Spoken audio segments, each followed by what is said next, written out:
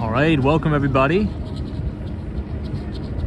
Let's do a quick audio check as well as a visual check. So if you could hear me and if we are streaming in 1080p, just give us a thumbs up in the chat and we will kick this off on this Fed day today, Wednesday.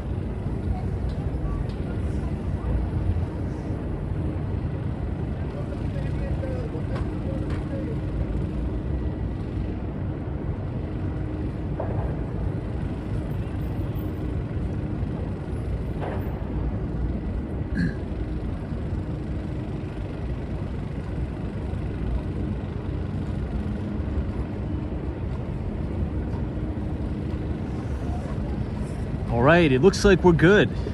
We'll kick this off. Well, good evening, everybody, and welcome back to Walks and Wall Street. Today is December 13th. It is a Wednesday, 2023, and today was the last opportunity for the Federal Reserve to change the course of monetary policy. Now, as we know, I'm sure everybody already knows the news, but the Federal Reserve decided to leave interest rates unchanged. So the Fed funds rate will remain at 5.25% to 5.5%. Now, if you look at the bond market and if you look at a lot of the action, particularly on that 10-year US Treasury yield, the market is already pricing in rate cuts for 2024. We're going to talk about sort of the verbiage that came out of the mouth of Federal Reserve Chairman Jerome Powell, and he came off as a very, very big dove, essentially sort of declaring victory over inflation. Now, if you tuned into Walks on Wall Street last night, you would know that we covered the inflation report, and CPI came down yet again, coming in 3.1% for the headline number. But now, as we know, one of the main components of the CPI report that I think is so important is shelter. Now, shelter costs makes up about 14% of the entire number, and again, shelter is a laggard. So yet again, we saw shelter costs come down. This is the 7th straight month in a row that we saw shelter costs easing, which is very, very good news as it relates to the fight for inflation. As we talked about, usually asset prices or asset classes tend to correct in order of liquidity. Okay, so when the Federal Reserve started their monetary policy tightening cycle or quantitative tightening, in that transition from QE, equities or stocks repriced very rapidly for the new interest rate environment, while shelter costs remain near all-time record highs for quite some time. You're starting to see shelter come down now and make significant progress there. So that's good news. I'm even seeing that here on the ground floor in the New York City real estate market.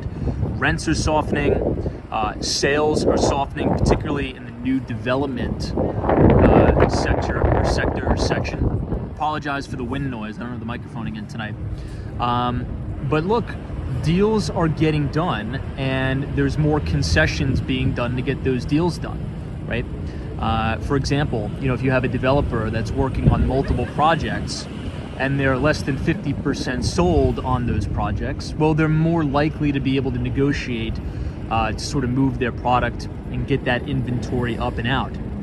We're seeing everything from 8 to 10 months worth of common charges being thrown into these deals. We're seeing developers, sponsors, and home builders pay down the points from mortgages. So, we've seen this really stark transition from a seller's market really to a buyer's market. So buyers in the property market right now, and when I mean buyer's market, I want to be clear what I mean by buyer's market. I mean that the buyer is holding more negotiating power, right? If you're looking to buy a single family home, duplex, triplex, or even commercial real estate, the buyer is sort of holding more of the bargaining chips here. But yet again, equities are reacting really, really well. If you take a look at the triple Qs, which is the ETF for the NASDAQ 100, absolutely just rallying into the close today, closing above $400. which is great, a couple points away from new all-time record highs. Now, we've been talking about this. This is something we've been talking about for quite a while. Indices look really well, okay? And it's not just in the United States. You're starting to see a broadening out globally. But if you pull up your Bloomberg terminal, MarketSmith or TradingView, whatever you have, just pull up the SPX, right? SPX, ticker symbol for the S&P 500. That also closed at the dead high of the day today. I will bring you guys behind the desk here just so you can kind of see. So let me close out some of those windows there. And let me turn my phone on Do Not Disturb. But look at all of the major equity indices here. This is a daily chart of the S&P 500. Right here is the COVID crash.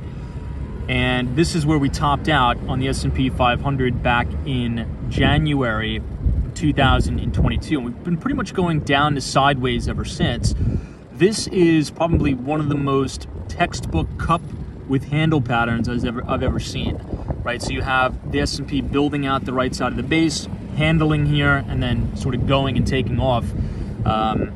If we break into new all-time record high territory, I mean, the measured move on that could be substantially higher. And the narrative that there's only 7 stocks, supporting this market, that narrative is no longer true, right? They may write an article or two about that in CNBC and Bloomberg, and that's sort of what the public sees. But if you really look under the hood of this market, the market is broadening out in a big way. You're seeing participation from multiple sectors. You're seeing semiconductors doing really well. You're seeing SaaS, software as a service, do really well again. Enterprise software, home builders are doing fantastic. And you're even seeing staples contribute to this rally. And that's what you want to see as the market carves out these large basing patterns. For it to be a sustainable rally, you really want to be able to see multiple sectors of the market participating, right? Not just a select few stocks, okay? Really quick, let's check on crude oil. We'll look at the futures, ticker symbol CL. Crude is now trading back below $70 a barrel, which is quite substantial, right, as it relates to the fight for inflation. Now, we'll take a look at the futures chart here really quick. All the way back here in March of 2022, crude oil really had this blow-off top all the way to $130 a barrel. And we've been in a significant bear market ever since. We've sort of truncated here and rolled back over. That is a key piece if the Federal Reserve wants to ensure that inflation is going to stay down and come down back to their 2% target. You got to get crude oil down. You got to get energy costs down. And that's exactly what's been happening. And the good news is that translates to lower gas prices at the pump. It's the holiday season. People are traveling for Thanksgiving, Hanukkah, and Christmas, and even New Year's. So when you're out traveling, this is going to translate to much, much lower prices at the pump. So I'm going to go ahead and close up the laptop here. I'll say hello to everybody in the chat. And we will get started. I want to welcome all of you to the beautiful New York City. We are reporting live right outside the gorgeous Plaza Hotel and the Apple Store. And just one quick announcement. Everybody, if you have not read or received our free financial newsletter yet, I sent it out on Thursday night where we talked about 3 distinct lessons from investing legends that unfortunately passed away this year in 2023, including Sam Zell, William J. O'Neill, and Charlie Munger. So if you want to read that, you can just scan the QR code, punch in your email, and we included some investing legends or investing lessons from these 3 notable investors: Sam Zell, William J. O'Neill, and Charlie Munger. I think you guys are going to love this piece. I'm recording the podcast tomorrow, and if you want to be signed up to receive all of our future newsletters, just go ahead and type !news, N-E-W-S, in the chat, and the Nightbot will drop the link to our Substack where you can sign up for free. So give me 1 second and we'll kick this off.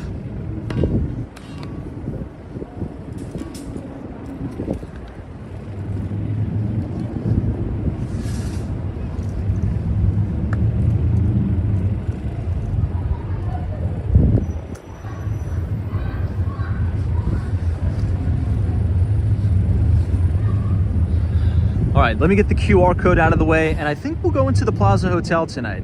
We haven't been there in a while. It's the holiday season. So happy Hanukkah, happy holidays, and Merry Christmas to everybody in the chat. So Lance is here. Good to see you, Lance. Thanks so much for joining us. We appreciate it. Tom H is here. Welcome. Hang with Mark Mom. Jay Sully. What's going on? Sabrina Fair is here. John Abraham. Austin City Limits. Richard Vogel. Ren 10. 18 says Tom, small caps are really coming to life. They are. After a very, very brutalized bear market. I'm going to go ahead and put up my hood here. I see Vincent Hal T16. Good evening. Welcome. I see Sally is here.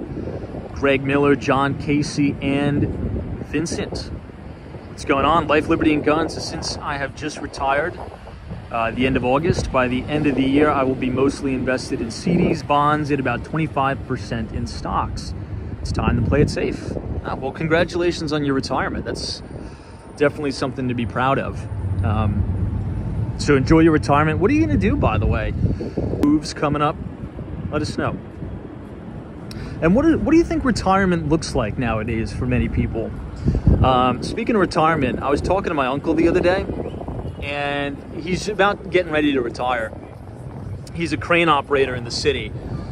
He's in the Union of Operating Engineers, Local 14.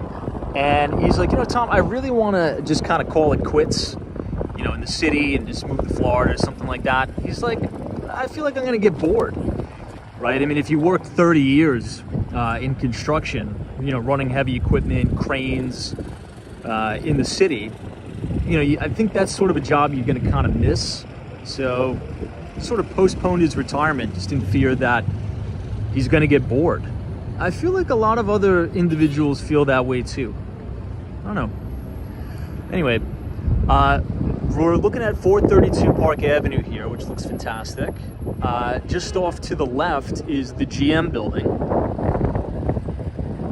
And off to the left again is the Sherry Netherland.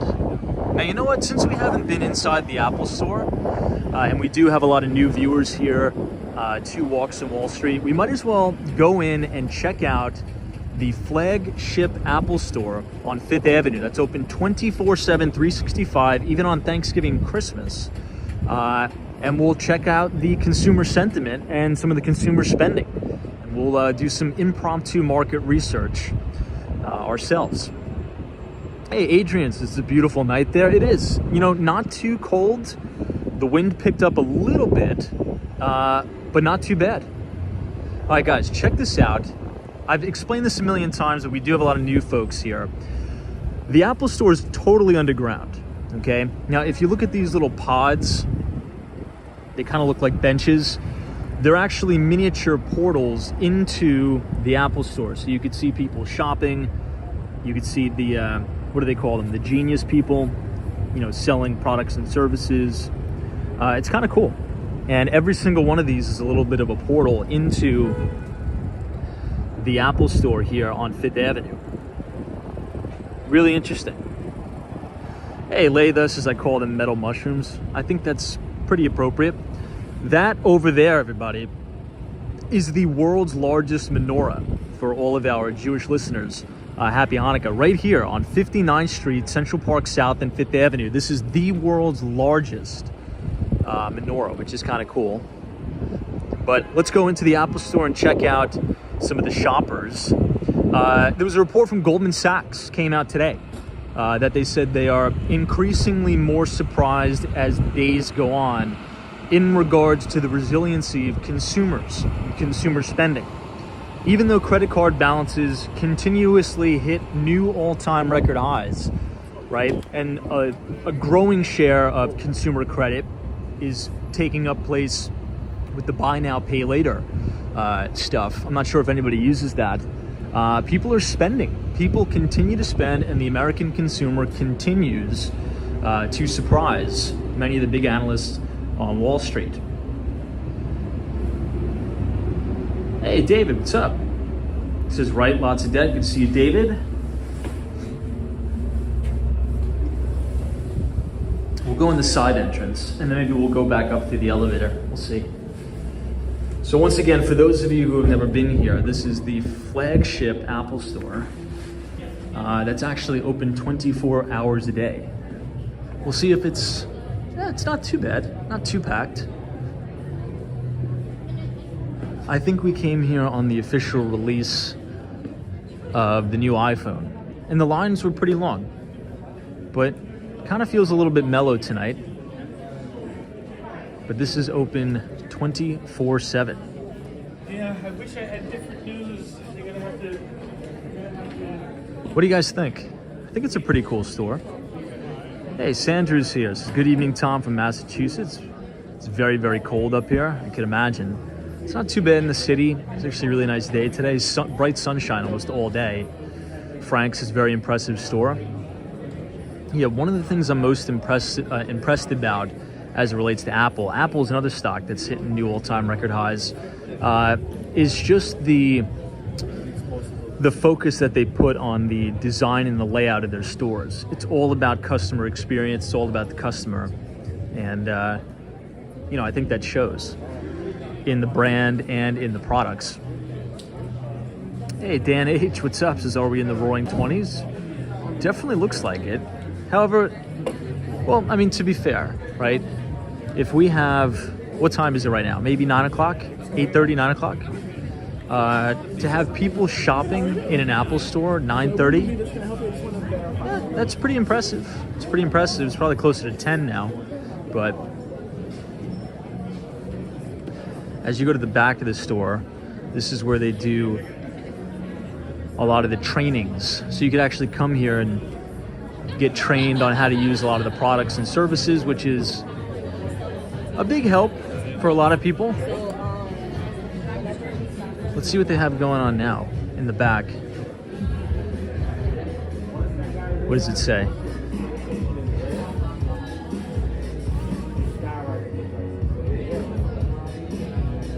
Oh, a demo for the iPhone 15.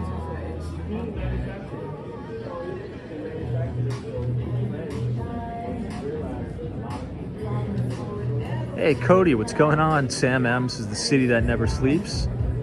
Agreed. Dan H has never bet against the United States, they say. Yeah, I mean, that's one of the direct quotes from William J. O'Neill, the founder of Investors Business Daily, IBD. Now, these are the portals that we were standing on and looking down into the store. It's kind of cool to see it from the underside of the Fifth Avenue Apple Store.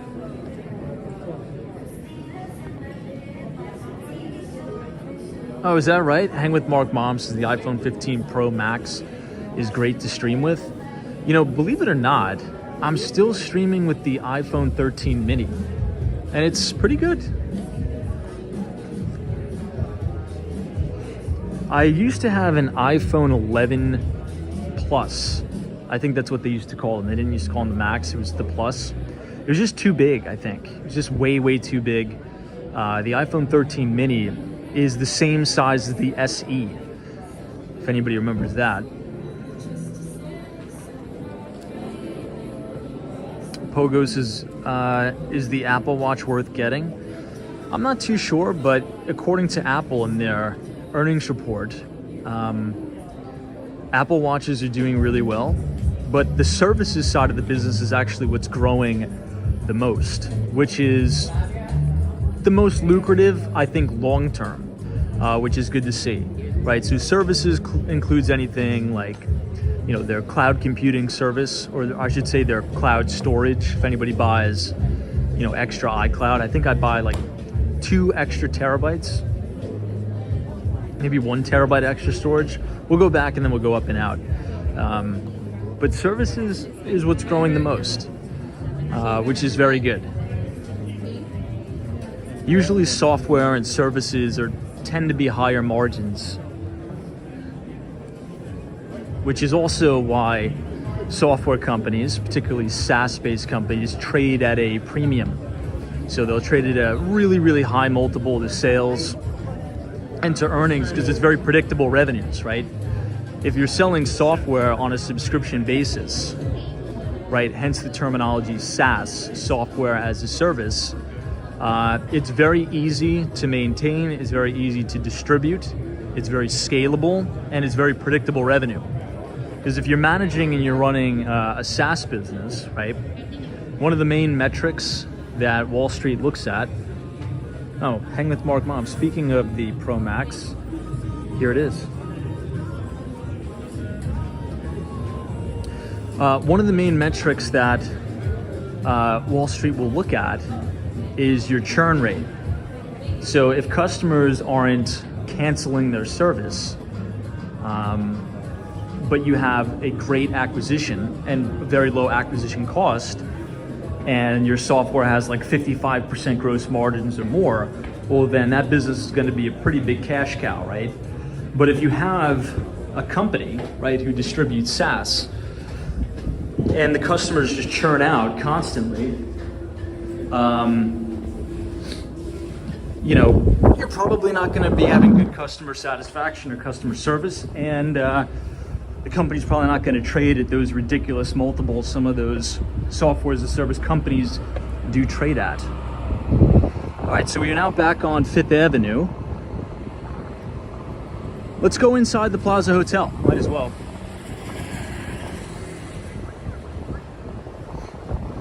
Yeah, Layla, this is so glad to see Tom wearing his hat. I'm actually wearing a customized hat that we made for our new project, the Conover. If you guys want to check it out, it's in Red Hook, Brooklyn, 199 Conover Street. It's a 22 unit condominium, very bespoke product. And we just fully staged the penthouse. So penthouse 3A is fully staged, and hopefully, depending on the weather, I should be there tomorrow doing a property tour. So recording a tour, and I should be uploading that right here and in the newsletter. Now, it's a crazy situation we have going on over there at the Conover, because we thought it'd be a good idea to have the penthouse come with a sauna and a cold plunge on the roof, right? So there's about 1,400 square feet of outdoor space on the roof. It overlooks the Statue of Liberty. It overlooks all of Lower Manhattan, the World Trade Center. And we're like, you know what, this would be really cool to put a cold plunge up here, right, as a marketing tool to get people to buy the penthouse, and a sauna. Well, the sauna gets there and the cold plunge gets there, and the guy's like, it's too heavy to put in the elevator to take up to the roof. I was like, what do you mean? He's like, what do you mean, what do I mean? It's too heavy. Can't go up there. I'm like, well, how are we going to get it up there? We need to get it up there. He's like, well, it's either you're going to have to get a crane or you're going to have to fly it in, right? He was kind of joking around. So, yeah, we have a crane that's going to go there and bring the sauna and the cold plunge to the roof, because it's like 2,000 pounds.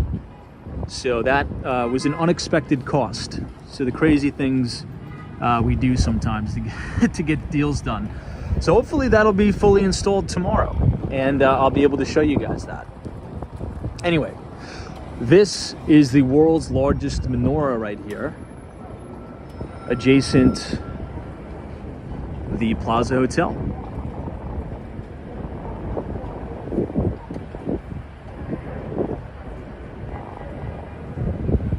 I know, hang with Mark Mom's like, or buy a blow-up sauna.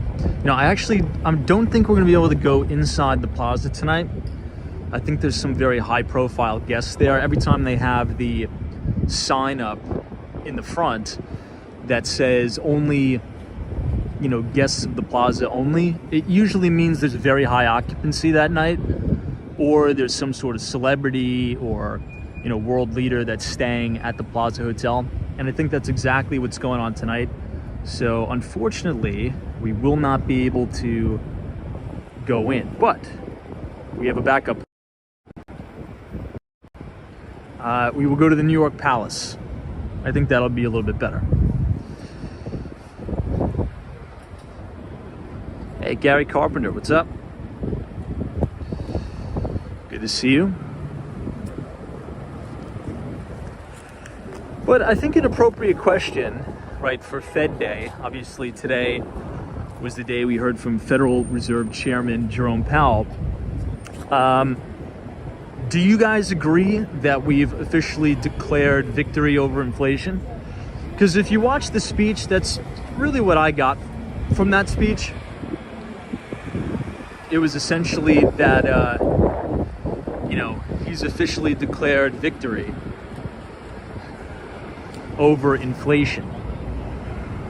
I wouldn't say victory is declared yet, because if the target is 2%, right? If the Fed's mandated target is 2%, we're at 3.1%. It doesn't seem like we're at a full victory. I would say be steadfast until you can, get that 2% number. But I am very pleased with the results and how the Federal Reserve Chairman has managed this, right? I know he gets a lot of flack and a lot of people pick on him, particularly me, right? To be honest and fair, particularly myself. I pick on the Fed chair all the time just because I don't like the Federal Reserve and I would rather have it not exist, but I know that's not realistic. So I think he's done as best of a job as he could, with what he has, right? Markets are just in spitting distance to all-time record highs, all the while inflation is coming down. And most importantly, shelter costs are starting to roll over and come down. So, I don't know. Do you think it's a little bit premature to declare victory over inflation and start to cut rates at least 3 times next year? What do you think? Joel PM says people are accepting higher prices, not exactly a victory. That's true. Although, in some categories of my life, things are easing a little bit, particularly airline prices. Like airfare is coming down for me a little bit. Hang with Mark Mom says, Tom, it's best just to do nothing until the next meeting, but it's far from over from calling a victory. Colton Manning says it's a little premature. Sabrina Fair says no way. Tao says thanks JP Morgan and Rockefeller for the Fed. Yeah, it's true. Messi says in Argentina we are battling inflation. Yeah. And I think it's also good to have perspective. In Argentina, they're dealing with plus 100%, I should say 100% plus inflation, right? So in the United States, our little 3.1% seems like a walk in the park. Now, it's definitely unacceptable, right? And I think we all know that. And the Fed knows that. But for some perspective, what would you rather live in a world and an environment where you have 110% inflation or you have 3.1% inflation?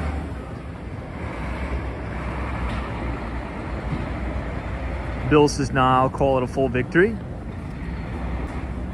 So we're a little bit, but I still wouldn't want to live anywhere else. Yeah, I mean, living in Hawaii is literally living in, paradise.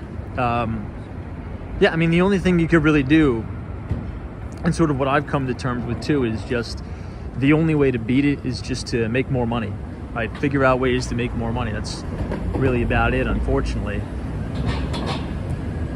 But the reason why I'm a little bit hesitant, and hopefully we don't buffer as we go down here, I just want to show you guys.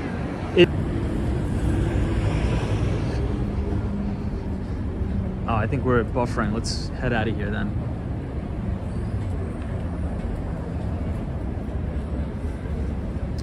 That's unfortunate that 57th Street,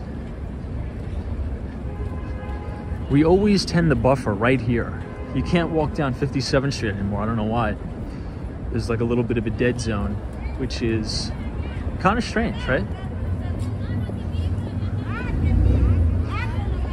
Now, that's a little bit of a bummer.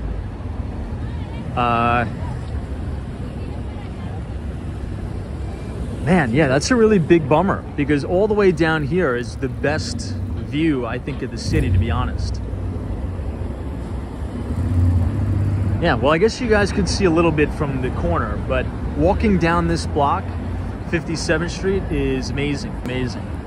But unfortunately, I guess there's no internet there. $500 million worth of renovations here.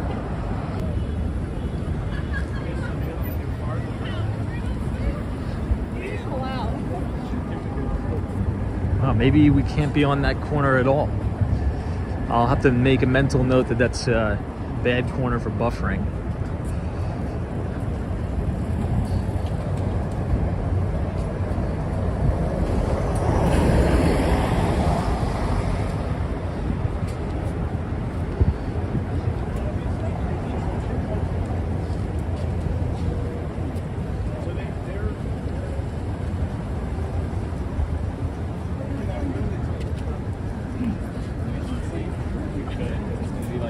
All right, how we doing now? We should be good.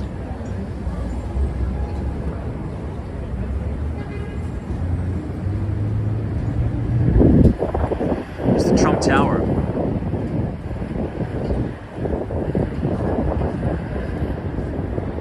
We're good now? Okay, good. That's unfortunate because, to be honest, guys, right down here on 57th Street, that's one of the best blocks in the city during Christmas time. And for whatever reason this year, whenever you turn down 57th Street, there's no internet, which is strange because it never used to be like that. Strange. Very, very strange.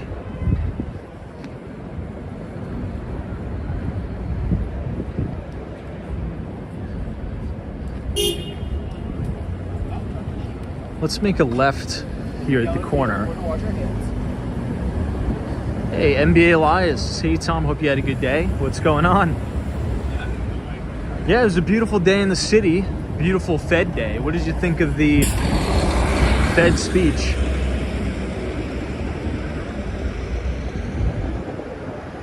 Do you think it's appropriate to sort of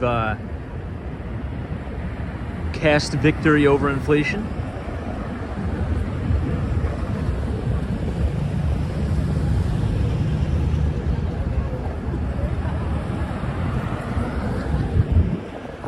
All right, let's head towards Madison Avenue. We'll go by the office.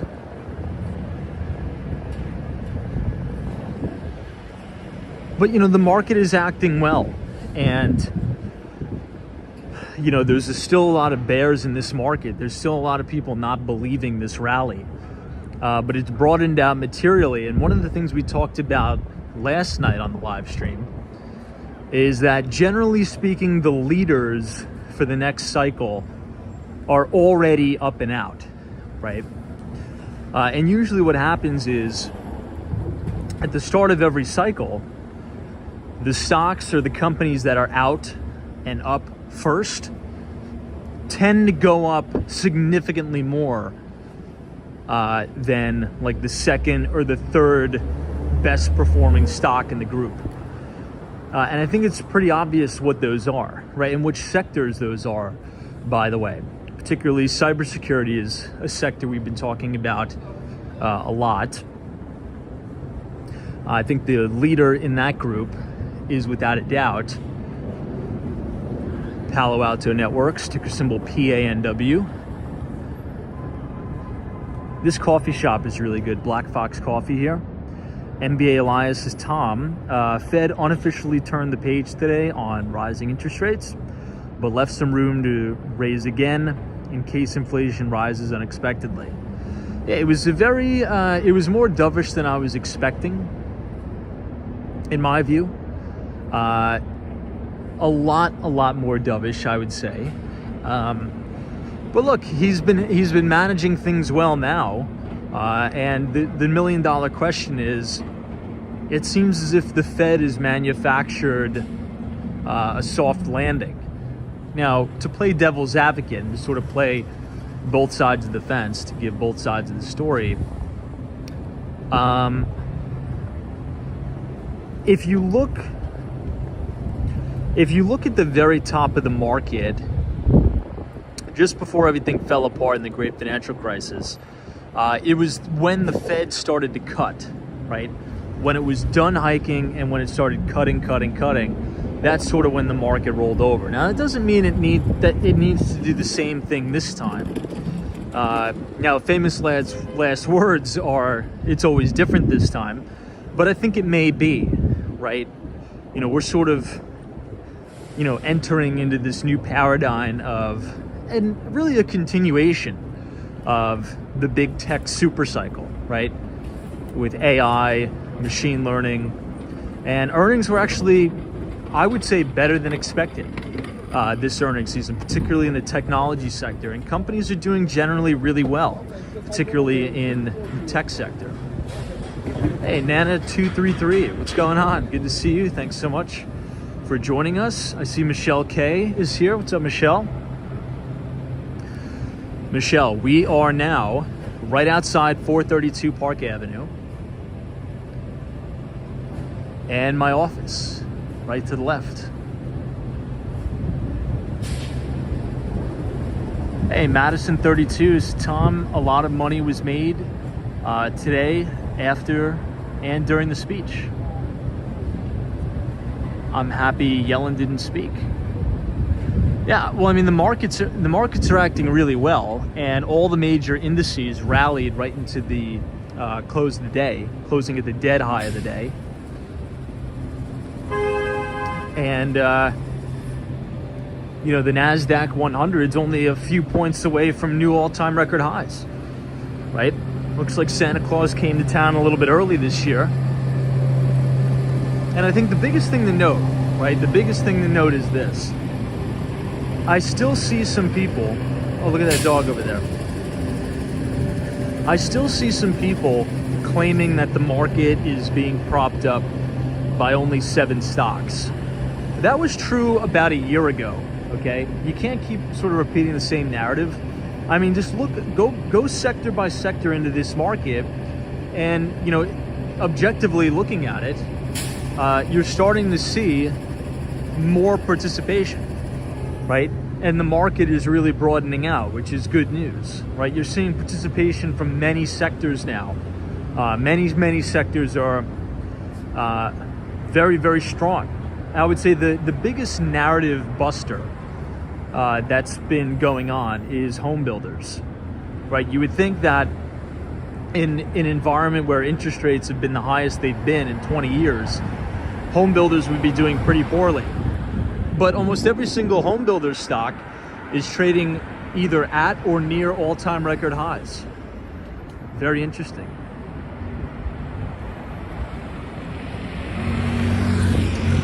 Hey, Jonathan, what's going on? Says I'm supposed to be working on Christmas cards, but I can't stop watching this walk. You can multitask. You can bang out those jobs. You know, I got to do a lot of holiday preparation too. Speaking of that, I've been slacking on it. I got to send out a lot of stuff for the holidays. Still haven't done that. Who here has finished all of their Christmas shopping? I got to send out a lot of stuff to clients. I usually do that a little way earlier in the year, but I've been traveling more than expected this year, I guess. Anyway, okay, we got a couple people that are already finished. Hey, Matt says, when somebody declare this is like, I don't know what that means. Hey, Mary, what's going on? This is Tom. I heard someone say people should look at gross domestic income, not just CPI. I didn't get to hear his explanation. Do you have any thoughts on this? So are you referring to you should be looking at essentially wage growth? Like, are wages or have wages been keeping up with inflation? Generally speaking, no. Right, wages have been pretty stagnant, but I think you're seeing extreme bifurcation in the market in terms of low wage workers and people who are making a lot of money. Because there's a lot of jobs, a lot of lucrative jobs, particularly in tech and in banking. And generally speaking, those jobs have been keeping up with inflation and more. The problem is it's a lot of the lower end sort of hourly wage jobs that have not been keeping up with inflation at all, right? Example, minimum wage workers. You know, some states have the federal minimum wage, which is near impossible. Oh, I think that's the first time we've seen that open. So that's the garage to 425 Park Avenue. Citadel Securities is in this brand new office tower. That's kind of cool. I think that's the first time we've seen that garage go up and down. Let's check it out. I'm sure Ken Griffin goes right in here and then up to his office. It's an interesting kind of garage door, how they have it open out like that. A lot of times they just go all the way back up and in. Strange. Huh. Hey, JC, what's going on? Good to see you. Brad's Brains says, man, Tom, I mailed 2 packages today to Virginia, and KC totaled $119 through FedEx. I was shocked. Oh my God, Brad's Brain. I'm so glad you mentioned that, because I can sympathize with you right now. Crazy shipping costs, okay? I gotta tell you guys a story, and Brad is totally spot on here. Totally spot on. So I was in Miami last week, and I have to bring my desktop computer to my office. My office is right next to this building right here. 575 Madison Avenue is my office. So I had to mail my desktop from Miami to New York. Okay, now here, I'll give you the full context. I did the cheapest option, UPS ground, okay, which takes, a week. And the desktop computer I have is an iMac. Does anyone want to take a horrifying guess, okay, as to how much it cost to mail that from Miami, Florida to 575 Madison Avenue? Anybody want to take a guess? Yeah, because Brad said he shipped 2 packages. It cost him over $100. That's insane. It's insane. Natasha piece is $400. Brad M's is $100. Renee's is $175. NBA Elias is $75. DC322s is $560. Optimus 17s is $600. Joel PM $125. Colton Manning $235. Lance is $80. Whoa. Vincent's is $40. Greg Miller says $124. I'm seeing a lot of good guesses. Mark's is $25 for UPS ground. Oh my God, no way. All right, I'm gonna give you the answer. Jules is pretty close at $250. To ship an iMac, UPS ground from Miami, Florida to New York City cost almost $300. It was like $297 and 50 cents. I have the receipt. I took a picture of it and sent it to all my friends because I was just so aghast. Can you freaking believe that? It was almost $300 just to ship my computer back to New York City. And I hesitated for a bit. I'm like, wait, the computer's like a $1,200 computer, right?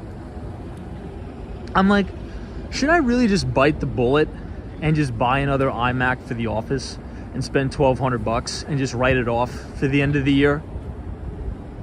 Or, and just, have a desktop back at my house in Miami? And I really seriously debated that for a moment. I'm like, because if I'm going to spend $300 just to mail it, should I just buy another one? I don't know. But anyway, it is what it is. That's how much it costs. Kind of crazy, but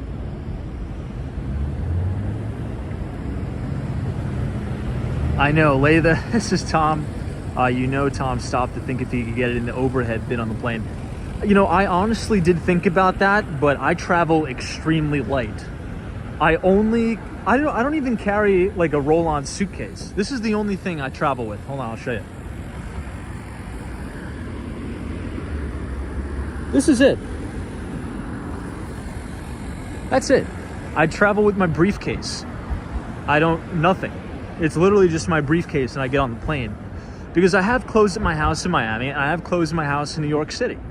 So, I don't want to deal with, number one, I don't want to deal with people. Not being mean, but, when I'm traveling, I'm an introvert. I just kind of like to keep to myself and, hang out.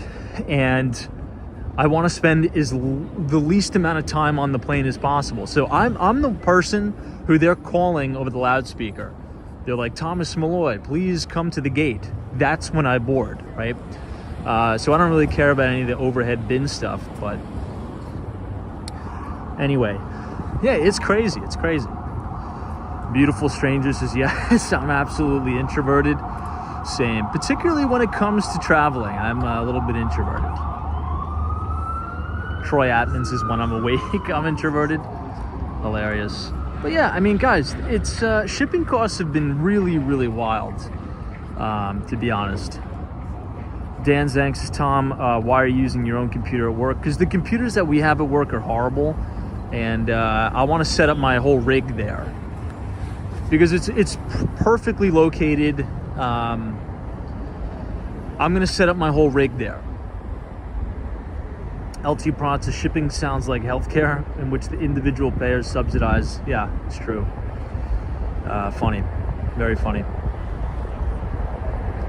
Yeah, Dusty Cole's like drive it up yourself road trip.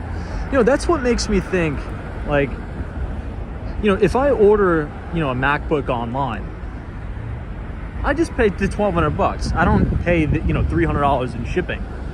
They must have some major corporate account where they get like a ridiculously low rate, or they just bang everybody over the head to, you know, make a couple bucks. But yeah, crazy. Almost $300 just to mail a computer back, and that's UPS ground. And I played a little gamble. I rolled the dice. I did not insure that at all. And even the guy, you know, behind the counter was like, whoa, are you sure you don't want to buy any insurance on this? And I'm like, I'm feeling like a gambler, you know, I'm feeling like a gambler today. I'm going to roll the dice, which probably means the guy's going to intentionally clang it and bang it around the back and break it just on purpose, just in spite. But who knows? Anyway, hopefully you enjoyed that shipping story. Animal says shipping prices are awful, and they throw the packages around as well. William Kaiser says, let's not forget that the great financial crisis was nothing more than fraud in the mortgage industry. True, mostly true. Yes, you're right. Dan Zhang says, you should ask your boss KJ for a reimbursement. This would be considered a work expense. Yeah, I mean, everything I write off. I write it off for sure. Gary Carpenter says, Tom, you're not Kenny Rogers. Love Kenny Rogers, by the way.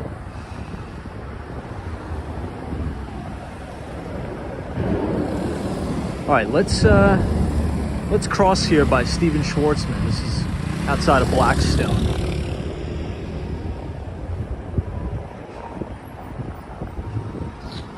Now, at the Element offices, there's almost nobody that's ever in there. It's only the top, like, honestly, I could say, you only ever see like the same 5 people in there, and it's all like the top performing brokers, and then there's 0 people in there. So I'm like, I'm gonna take advantage of this office because it's amazing. It's right on Madison Avenue. It's right next to, you know, all the big players on Wall Street. So I'm just gonna set up my rig at my desk, and yeah, double down on writing the equity research pieces. I may even get a Bloomberg terminal in there, because we put out research for our institutional clients, for our team, and I think we can make that piece a little bit better. So yeah, you know, we're gonna 2024, we're gonna deck out the office for sure.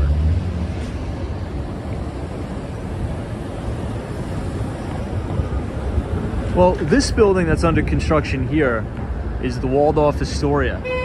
This is beautiful, and they've been having a lot of problems doing the renovations because the building is so old and it's so big.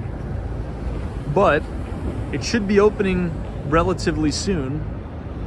It's going to be a hotel and tower, so they're going to sell condos in there. But if you guys are enjoying the live stream so far tonight, feel free to leave a like on the video and click the subscribe button if you're new. We do these live streams almost every day, starting at 8:30. We would love to have you along for the ride.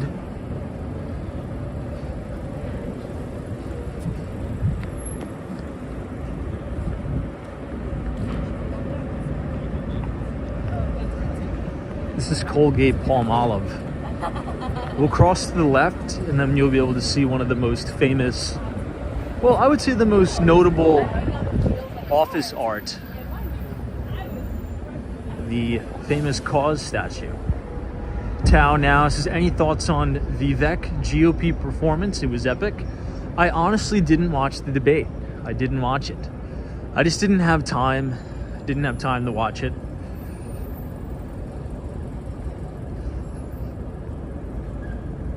But it seems as if it's just going to be a Trump-Biden race again. At least that's what it's looking like.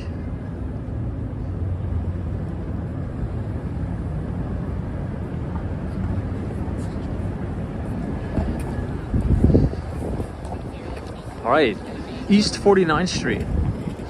This is one of my favorite pieces of office art in the city. We used to have one in our office. It was a big black statue. This one is pink, and it is by the artist Cause. What do you guys think? Super interesting, isn't it?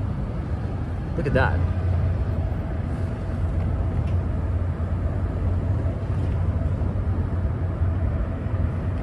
CW says it seems dead there. Yeah, this is Park Avenue.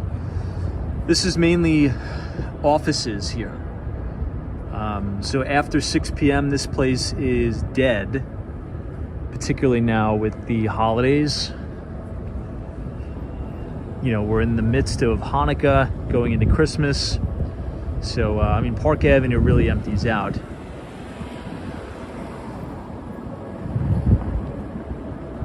I kind of like it quiet like this. I don't really like walking in and out of people, weaving and bobbing. I kind of just like hanging out. And I think Park Avenue looks really beautiful at night. I mean, you have the Hemsley building all the way in the back. Look at that, lit up in all blue. That looks really stunning. You have the MetLife building. It's awesome down here.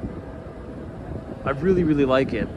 Now, besides this, you know, ugly construction stuff, but this is going to be making way for the 270 Park Avenue Tower, which is going up, which we'll check out.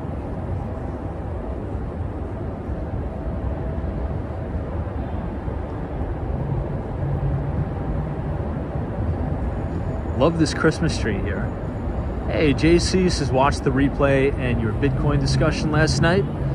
I enjoyed it. Yeah, I mean, Bitcoin is outperformed equities this year, right? It was probably, well, the year's not over yet, but it will probably be the best performing asset of the year.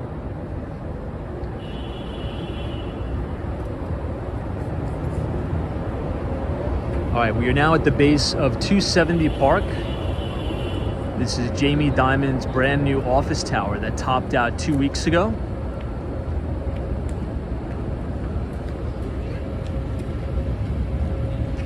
Now, let me know what you guys think about the following.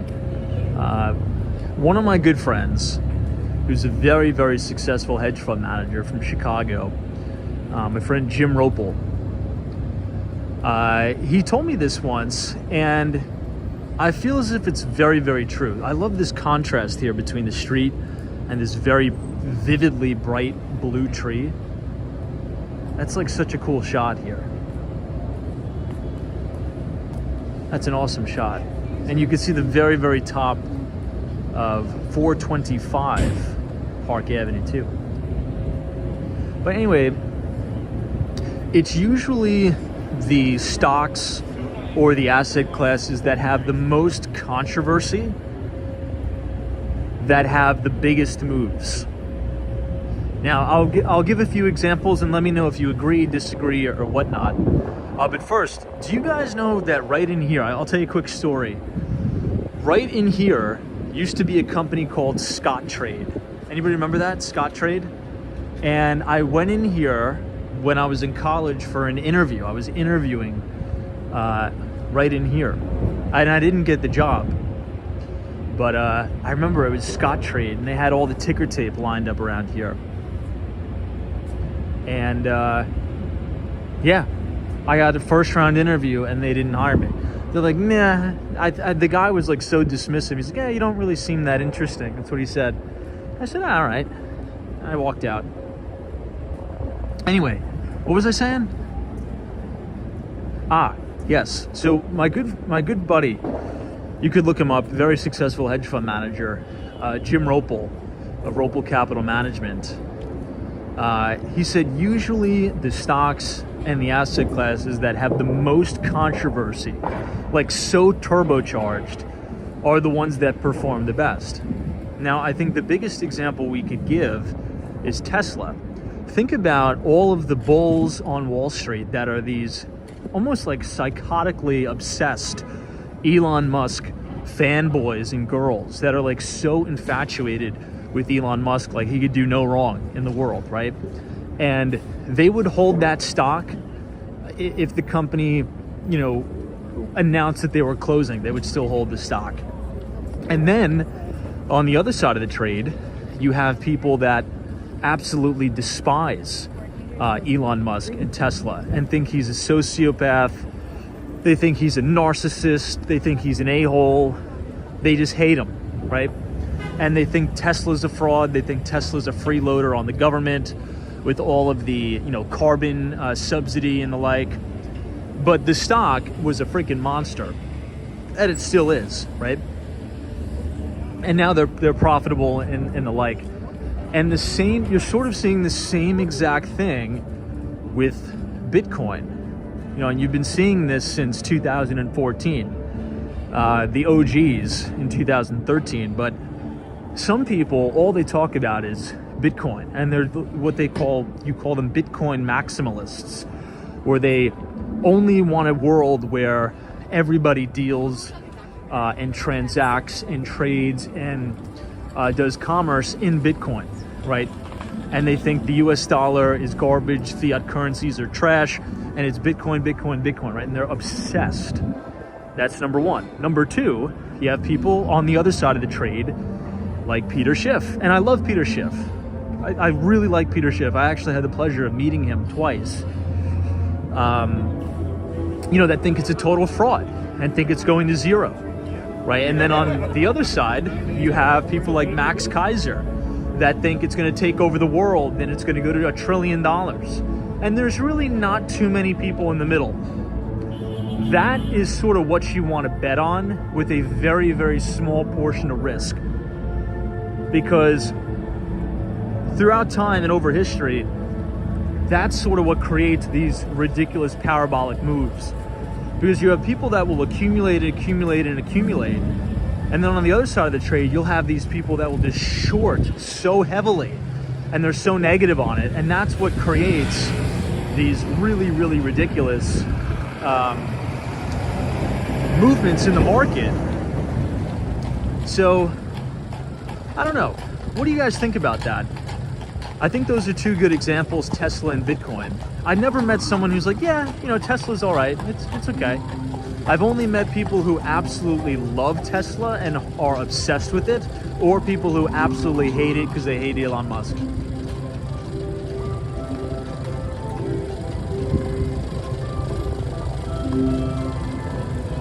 All right, let's cross here.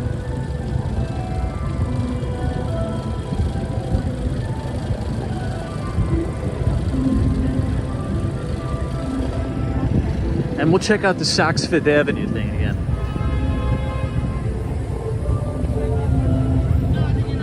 Sabrina Fair says, I loathe Tesla. Well, inadvertently now, everybody owns Tesla in some way, shape, or form. If you have an index fund in the S&P 500. Townhouse, didn't Tesla have a huge recall today? Yeah, I think they recalled every single one of their cars today. Is that true? I think every single vehicle of Tesla was affected by that.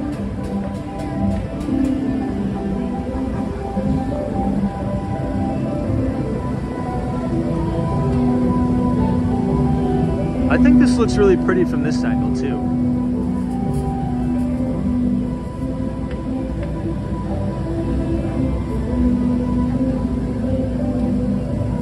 I'm going to be writing a piece about that next week, next Thursday, after the market closes. I'm going to be writing the next edition of the Behind the Street newsletter, which is our free financial newsletter. So if you want to subscribe to it and read it, as well as read our archived research going back 2 years, if you scan the QR code on your screen and punch in your email, you will be subscribed to our mailing list, where you will, every other Thursday, receive all of our research for free, as well as the audio version of the podcast.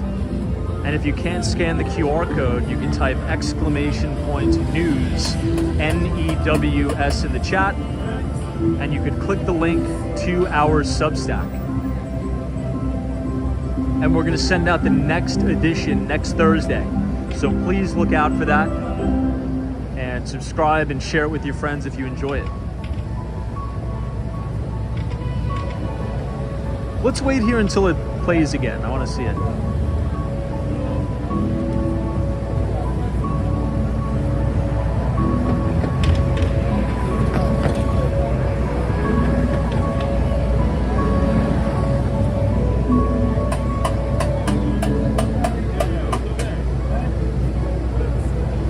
Brenton says, this year alone, 26 million vehicles from all brands have been recalled.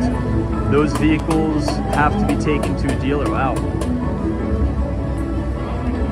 Alfonso says, Tesla always updates their software every couple of weeks.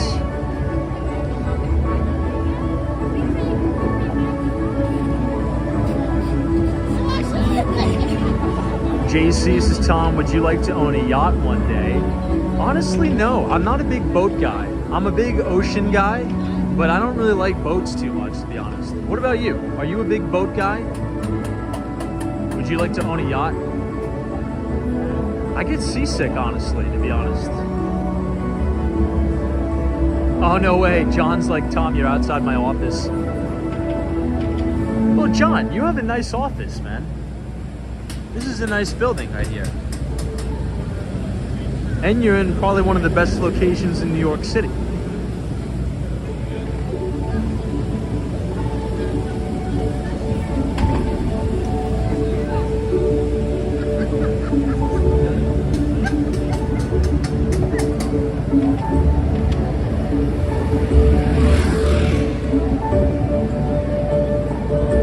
I feel as if this used to play a lot more often than it does now.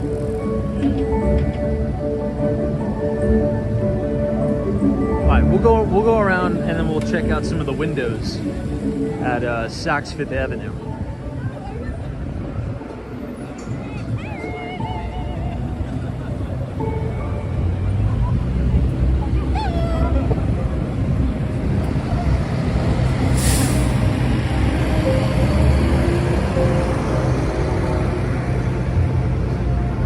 Vinny says, Tom, a boat is a hole in the water you throw money in.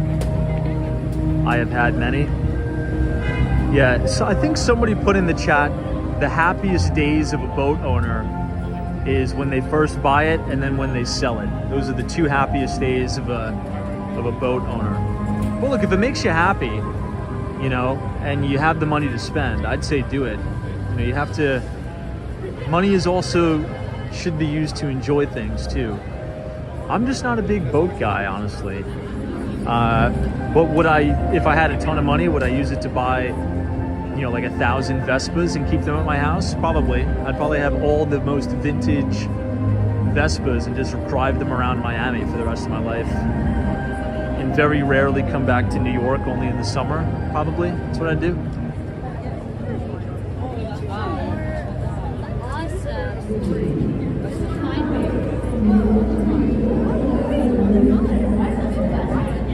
I like this one because it's like a mini replica of the Rockefeller Center Christmas tree. This one's very unique.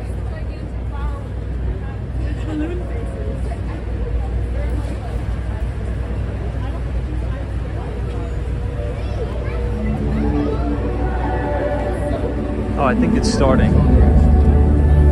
We'll go back across the street to check it out. And then we'll do a quick peek at the windows here.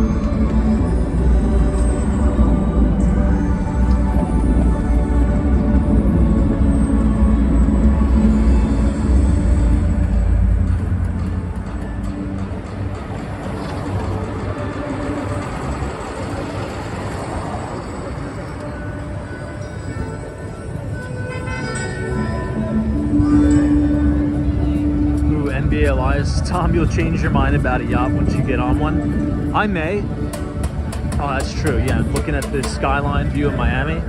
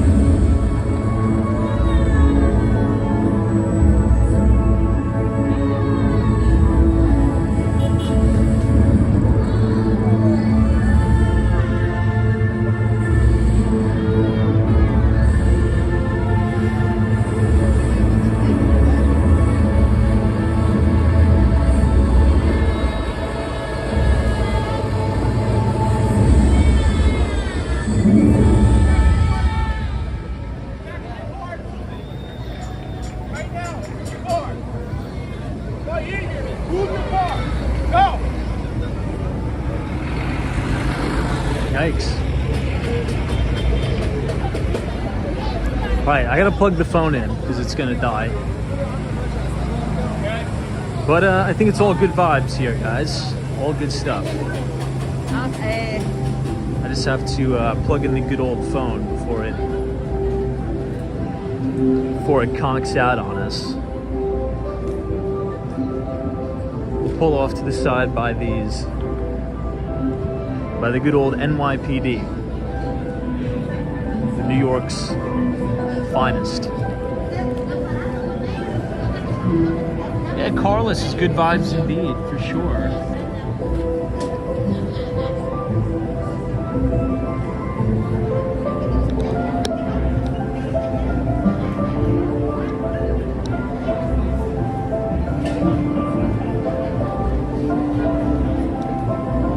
Someone is asking me if I have a retirement account. I do have a contribute, I think, 67 grand a year. Oh, are we buffering? Yeah, usually buffers around here.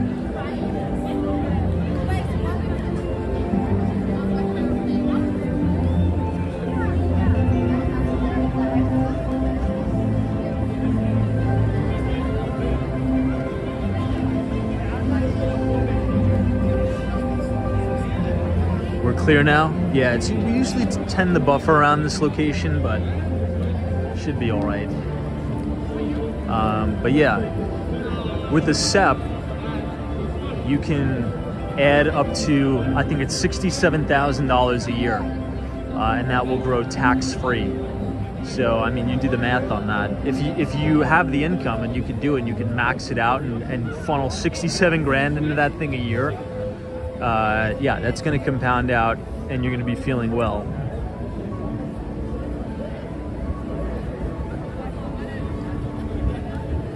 But consult a CPA.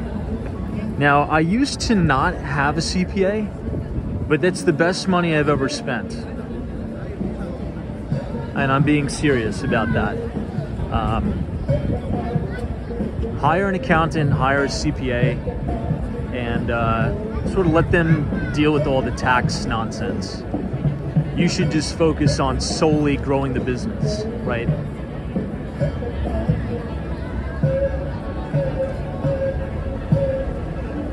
I think that's probably one of the biggest mistakes I've made in my life, is just, I used to be like super hyper focused on, you know, the tax bill at the end of the year, like penny pinching every single thing, when a lot of that effort could have been allocated towards growing the business, making more money.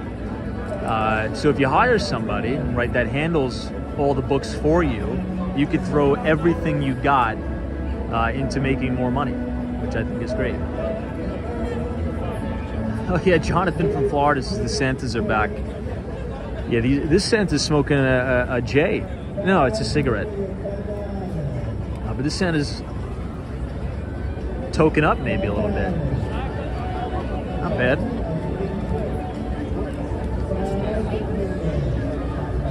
Wow.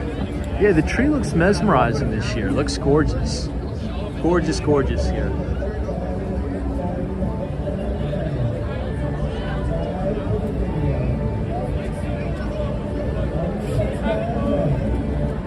Oh, that's right. Hawaii's like SantaCon. I think that was actually this week, by the way. Or last weekend, I believe. SantaCon. I was in Miami for that, so that's good.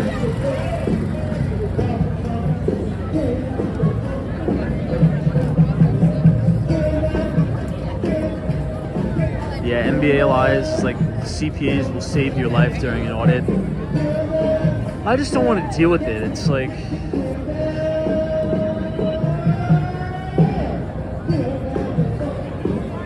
JC says, would you convert BTC into your retirement fund if it keeps outperforming everything else? Personally, no. I would not. For me, personally, I would not have Bitcoin in a retirement account. Again, I want to have my Bitcoin away from the financial system, right?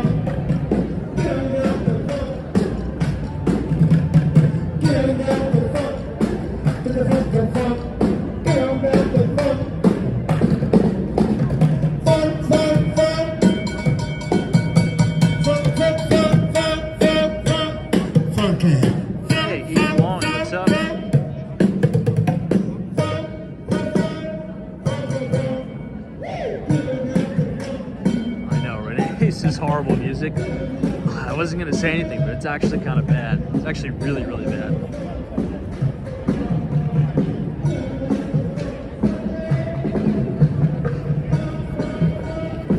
This is the Rainbow Room. Now, you know what? I remember last year things were a little bit more crowded.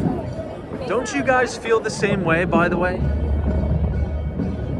I remember last year, every time we would walk here, there would be people stretched all the way down the block. I don't know.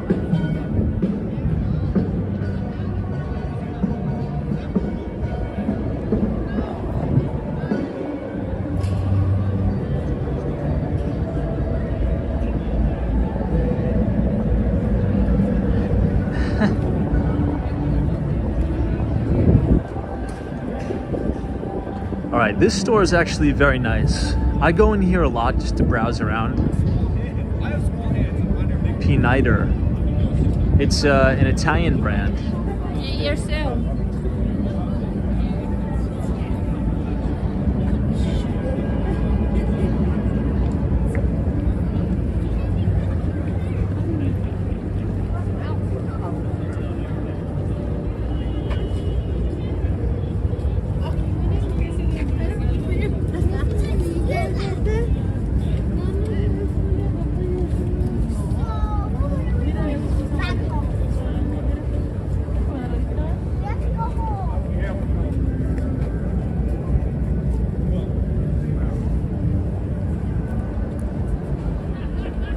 This place is good if you're looking to buy like a briefcase. This is where I got my briefcase from.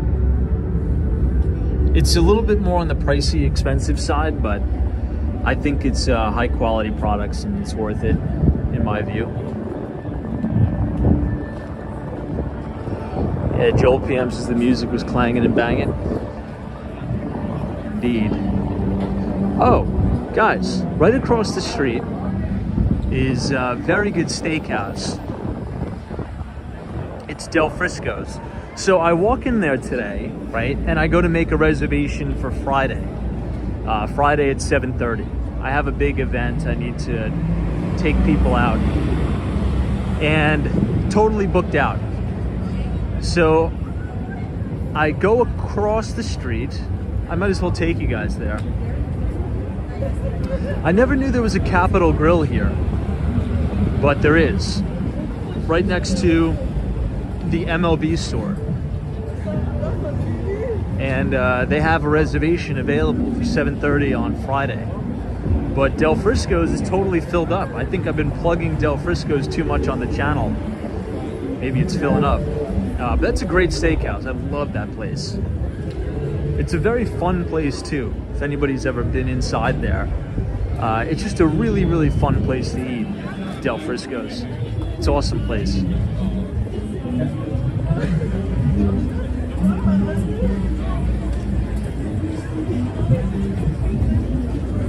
I'd say it's within the top 3 steakhouses in New York City, I think. Rather than push back on the bullshit. And before the comments start rolling in, I'm actually not a fan of Peter Luger's really at all, honestly. You know, thinking back to it, the last time I went there, it was like, meh, it was all right, and it was just very, very expensive.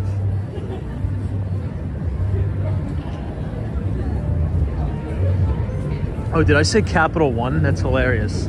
If I did, I meant Capital Grill. Ha! My mind is so focused on the markets. Capital One Steakhouse, hilarious. Capital Grill. I will be going to the Christmas Spectacular on Friday night at 10 p.m. So I don't know if I'm gonna be able to stream on Friday night, by the way, because I gotta go to the steakhouse and then I gotta go here. I'll try to fit a stream in somehow. Maybe I'll do it in the daytime, but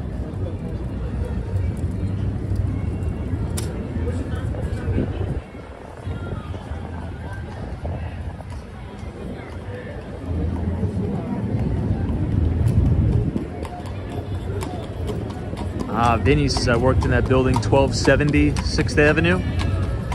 Very nice. I was all the way down here at 1166 Avenue of the Americas. Great building. The Marshall McLennan building was fantastic. Yeah, D, it should be fun. Oh, look at these guys. I see these things buzzing all around Miami.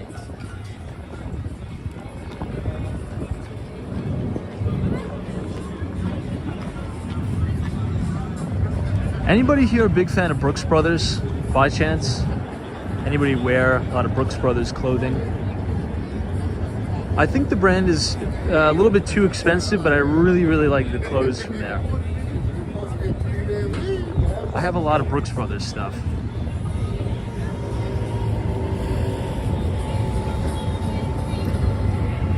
We'll turn here, actually.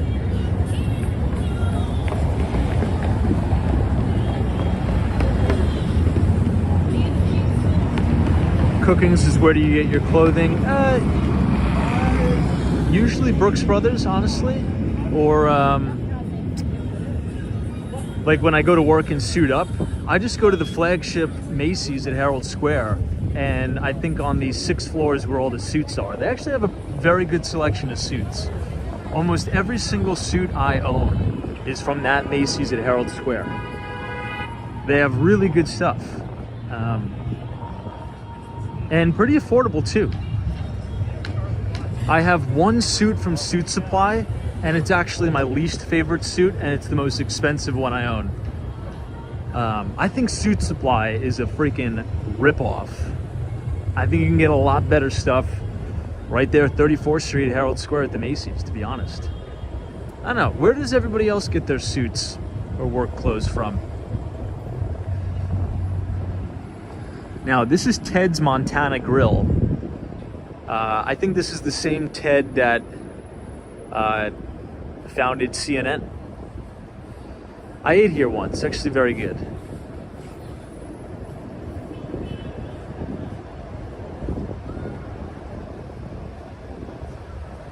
Ah, Sabrina Ferris' Bloomingdale's.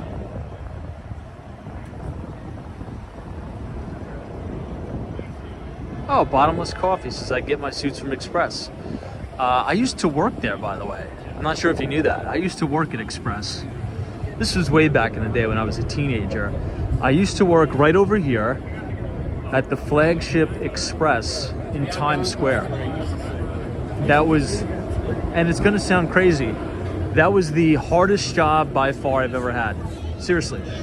By far the hardest job I've ever had was the Express in Times Square. It was a horrible job. And I used to work from 9 p.m. to 3 a.m. And I was the stock person. I would put all the floor plan back on. And it was just a horrible job, terrible job. Oh, Bighorn MT. Yeah, that place was pretty good. I ate there a long time ago, though. I haven't been there in a while. All right, this, my friends, is the Capitol Grill. There's one down on Wall Street, and there's also another one that we walk over from the bridge from downtown Miami to Brickell, which is another great one. Haven't eaten here in a while, so I'm looking forward to Friday going to this place. Capitol Grill is really nice. Hey, Jonathan, thanks so much for your very generous and kind $10 donation. This is great. Walk Christmas cards can wait. This is more fun, however, time for bed. Well, thank you so much for joining us as we're checking out some of the steakhouses here in New York City. Appreciate it, Jonathan from Florida. Appreciate you very, very much.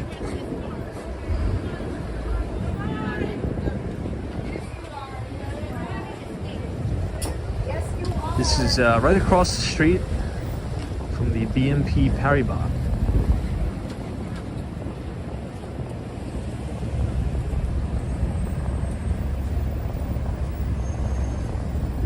Oof, Dan Zhang says, Tom, the worst job I had was at GNC back in college. Oh, man. All right, let's do that. I think that'll be fun.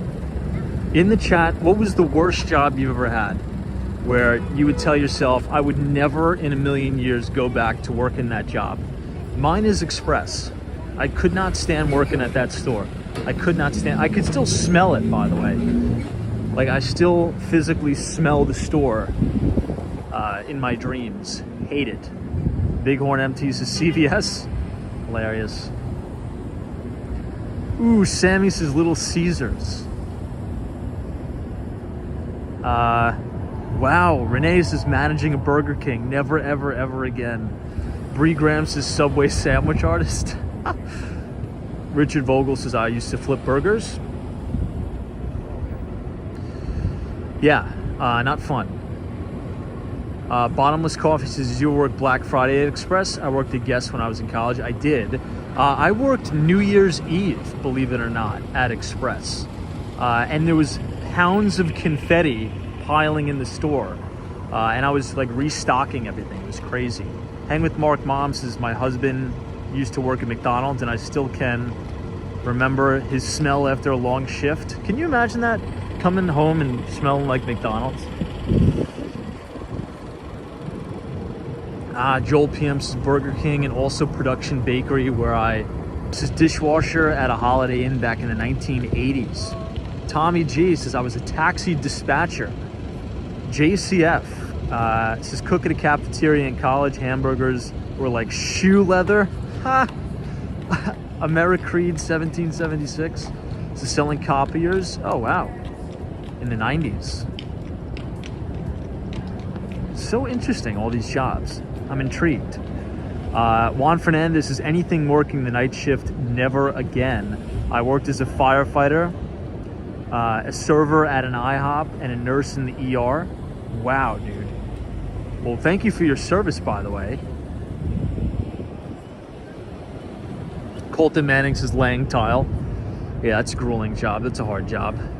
Hello Mate 2008 says restaurant worker. Yeah, I mean, I think it's good for everybody to go through those sort of horrible job experiences, right? I think it builds character, right?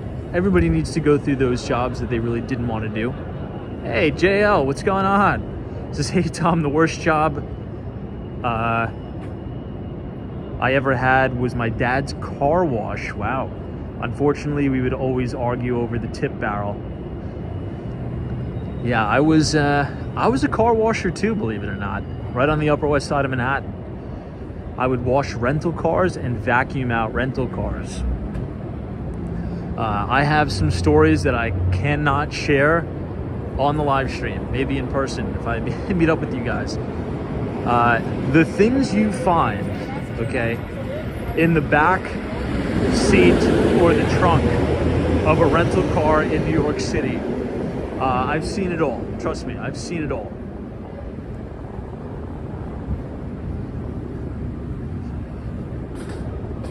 Some people are nuts. And an interesting thing is it's always the people you would never expect it. Like they seem so normal. They come in, and then they come back and they return the vehicle. Wow. You find out a lot about people. Now, the funniest story I have, not to make the whole stream about rental cars, but the funniest story I have was I was cleaning this car out, right? And I popped the trunk, and, you know, I'm not even thinking. So I throw the vacuum in there, like the hose of the vacuum, and I throw my hand in there, the trunk, like really fast and really hard. And I nail my hand on something so solid. And I was like, whoa, what the heck is that? The guy had a fire hydrant in the trunk, like a legit fire hydrant that you would see on the side of the road. And so I called the guy. I was like, hey, you forgot your fire hydrant. And it turns out, now this is a good example. There's one right here. He literally had this. So it turns out what this guy would do is he would take the fire hydrant, and when he would leave for work, he would put it down, right? So obviously nobody would park in the space. When he would come home from work, he would park and he would put the fire hydrant in his trunk. Crazy. I know, but that's what he was doing. I have so many other stories. We could make a 10-hour stream of just crazy stories I have from vacuuming out and washing rental cars in New York City. Some are R-rated stories, and some are criminal stories. But yeah, anyway. Now, a little piece of Wall Street history here. If you look all the way in the distance, this is Barclays Investment Bank. But it didn't always used to be Barclays. This used to be Lehman Brothers. So if you ever watched, you know, any of those 2008 financial crisis documentaries where a lot of the bankers are coming out of the office with cardboard boxes in their hands, all of that was filmed right here, right outside Lehman Brothers, which is now Barclays. But I think we're gonna have to end the stream there because my gimbal ran out of battery. So